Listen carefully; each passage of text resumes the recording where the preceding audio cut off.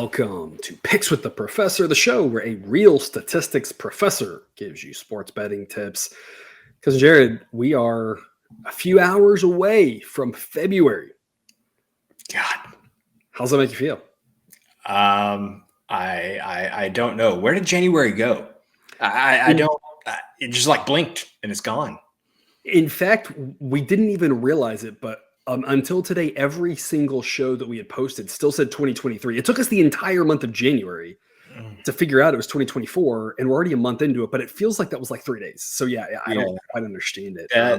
That statement is an accurate reflection of my life, I feel like.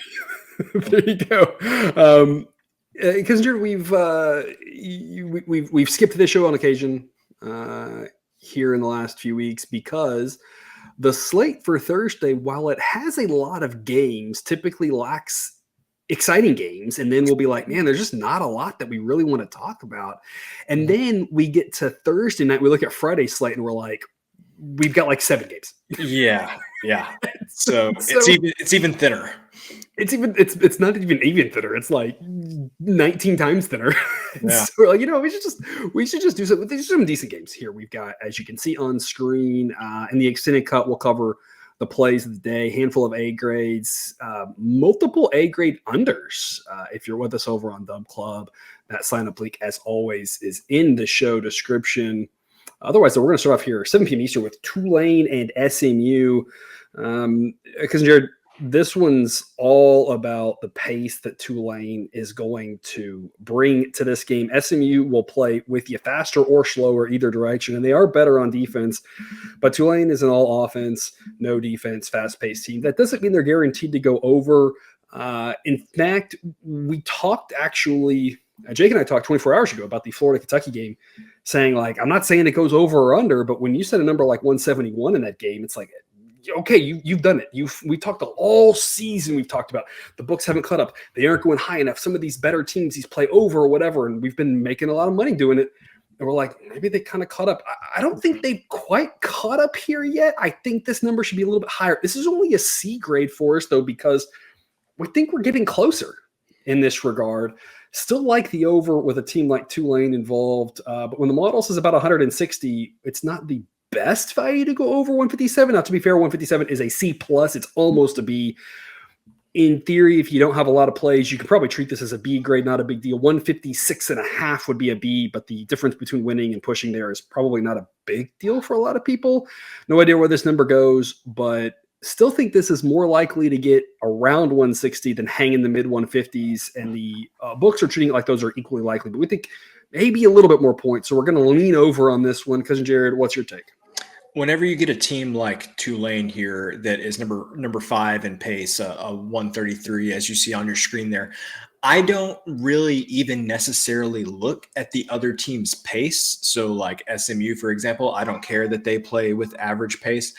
I don't really care that SMU has a good defense. I don't really look at that either. What I look at in games like this is the other team's offense. Is the other team going to be able to maximize all of those possessions that they're going to get by Tulane playing really fast? And SMU's offense is plenty good enough to capitalize on all of those possessions that they get.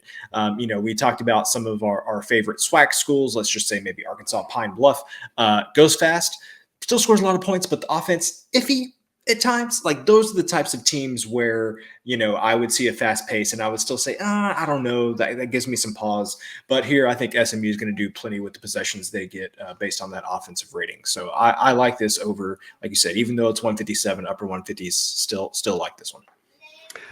One of the things that I have in the model, it doesn't affect it too much, but it does a little bit, is not just pace, of course, but pace home versus road. Do you play faster at home or on the road? Because we see certain teams kind of just have a little bit different of a style. It's not a big move for either one of these teams, but Tulane tends to have slightly more possessions at home. I should be on the road than at home. And SMU since have slightly more possessions at home than on the road. Interesting. I don't know if it means anything. It probably doesn't, but I would be remiss if I didn't point out that these teams played twice last year. The game at Tulane had 126 points. It went under by 32. The game at SMU had 185 points, 36. So I don't think we're going to see something quite like that. I think that's a great example of what we're always talking about, which is about a third of the time, the teams just get hot and it doesn't really matter what you think. It's just the over was going to win. Didn't matter the number. And a third is going to be the other direction, right? And where we're making money is where we have a typical game and where are we getting value from just turning a few losses into wins, right? And that's really what we're trying to do is if you're out there and you're 49, 50%, we're just trying to turn enough losses to wins to get you break even. And if you're break even, you're around 52%, right? We're just trying to turn enough losses to wins to get you 54%. We're just trying to turn a few more losses into wins, help you out, build that bankroll. And so I don't think that's a great example of that necessarily, but I do think it's interesting that we did have the matchup at SMU did go a lot faster. It's kind of what the model would be indicating here, that we should have a little bit of a faster pace in this one than maybe if it was the flipped location. And like you said, I think the biggest thing is, well, SMU is a better defense than they do offense. Their offense is still pretty good. And in fact, their offense is still better than Tulane's. And so if Tulane's able to get that pace up, SMU should score plenty. And so lean over, don't love the number, but think it's still worth a play on a Thursday that even though it has more games, we actually have fewer A-grade plays right now on Thursday than we do on Wednesday. So this could be a good one to look at, which take us to the game of the night, Wisconsin and Nebraska right here, by far, according to Sideline, the best game. As you can see there on screen, you may have to zoom in a little bit if you're on your phone. Wisconsin ranked number 10th overall in the country. And we've talked all season about Wisconsin, their defense, not bad, just maybe not up to par with what we're used to, but their offense is fantastic. The offense is really carrying this Wisconsin team. Nebraska, according to Sideline, ranked 39th. Again, not a resume ranking, just a how good we think you are now. Nebraska's had a very good season too. We've talked a lot about both of these teams. Wisconsin still wants to slow this game down, but the quality of offenses here, according to Sideline, should lead us to about 150 points. And this is that classic case we've been talking about where the books are still, for a lot of these teams, going off of reputation of past. And the reputation of the past that Wisconsin's a lower scoring team and Nebraska's a lower scoring team. I just don't think that's true this year. Cousin Jared, what's your take on this game? Okay. So we talked about it last time I was on. Wisconsin offense. We got a winner there. Offense better than the defense. Nebraska at home. I mean, a lot of the Big Ten teams, obviously we've talked about this a lot as well, but those teams play, Big Ten teams in general seem to play a lot better at home. Nebraska is especially so. I don't know exactly what it is, what's in the water there in Lincoln, but they seem to be able to step up in any game. I remember in non-conference games, they were blowing teams out at home. And so I think Wisconsin has a good offense. Nebraska is going to get their points at home. I mean, they knocked off Purdue at home a few weeks ago. I think this game, has a chance to get into I wouldn't be surprised if this game got into like 160, upper 150s, 160. I think there's going to be a lot of points. Yeah, Nebraska's only real non-showing at home was that Creighton game, which was a little bit surprising that they got blown out like that. But you mentioned at home, they beat Michigan State. That win looks better and better by the day with how good Michigan State continues to look. They went on the road and destroyed Kansas State. This has been a pretty good team. In fact, these two teams have already played this year, and that game got to 160, went over the total by 144 by 16 points. I'm pretty sure we had the over, and that one is an A grade as well. I can't remember because we played a lot of these better teams, not all of them, but a lot of these bigger team games has been kind of over or past for us, other than a few random occasions. So you're telling me. So I mean, we just gave the SMU and Tulane example where it was just wildly varied, but you're telling me that we already went over this number by 16 points ish at one time this season, and we're doing the same thing again. Same thing, same number. Yeah. Okay. I don't know. I can't tell you why. No, I mean, it feels right with both of these teams based on what we've seen and the trends that we've seen with these teams this season. It still feels right.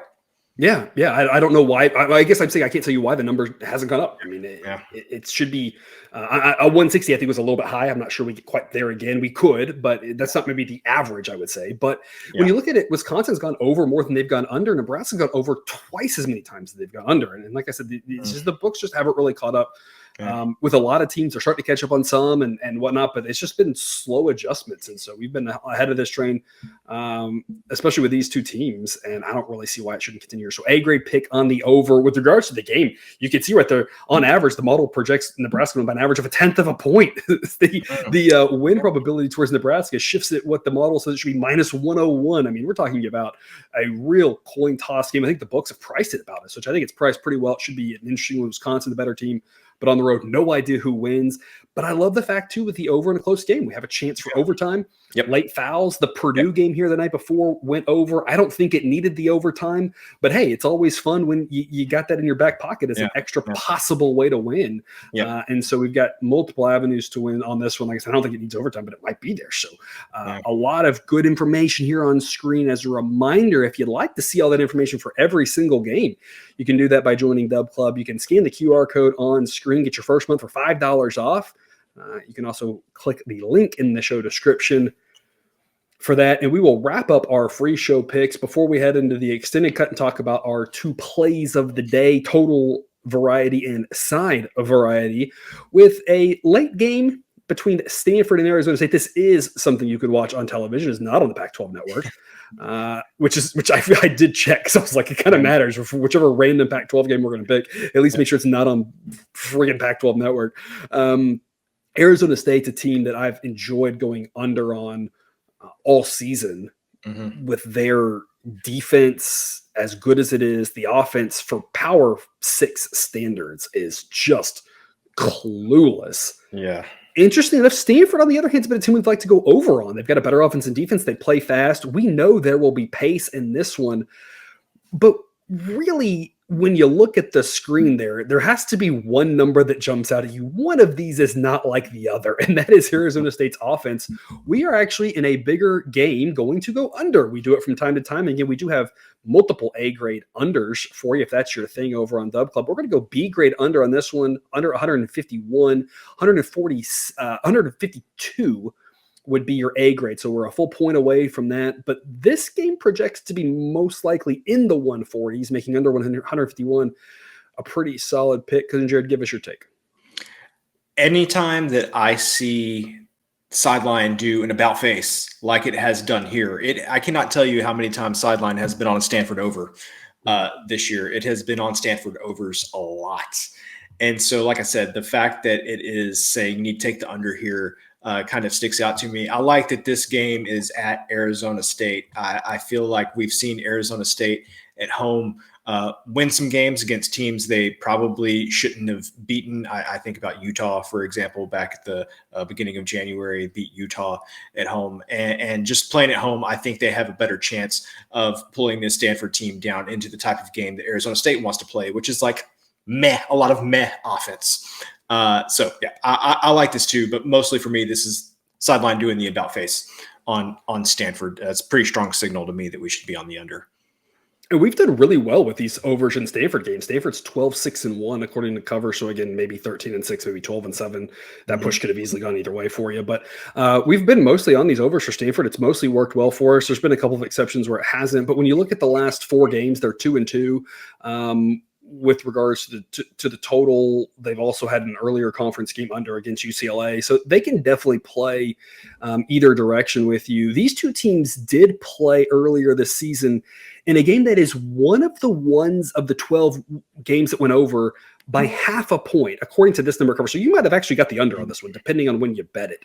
But 73-76, it's 149 points. And the total, according to covers at the time, was 148.5. So they've already played right around where the model is saying a number in the 140s.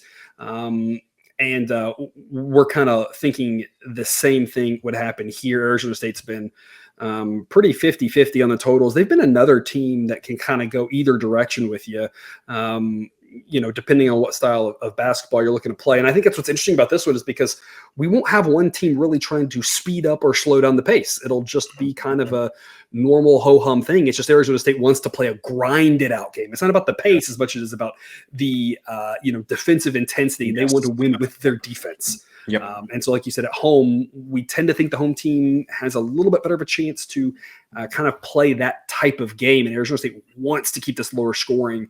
But thankfully, no real pace worries here. They've already played a game right around this in the 140s.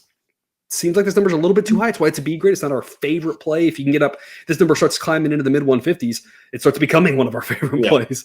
But as it is, still think worthy of a play for you here. B grade value, which means we're going to put a little bit on it. Maybe not as much as one of the A grades, though, that we do love so much.